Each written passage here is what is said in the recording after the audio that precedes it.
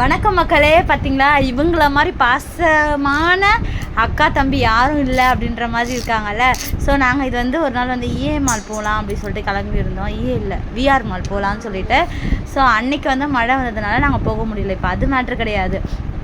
போகிற வழியில் நாங்கள் என்னென்னலாம் ஃபேஸ் பண்ணோம் அப்படின்றத உங்கள்கிட்ட காட்ட போகிறோம். ஸோ ஒன்றும் இல்லை, போகிற வழியிலே வந்து பைக் பஞ்சர். ஸோ அதனால் ஒரு கடையில் நிறுத்தி பைக் பஞ்சர் போட்டுட்ருந்தோம். அதுக்கு நடுவில் அக்காவுக்கும் தம்பிக்கும் பயங்கர சண்டை. அந்த பேக் ஆக்சுவலி பெவின்க்குன்னு வாங்கினது, ஹேனிக்கு வந்து பிங்க் கலர் வாங்கினது.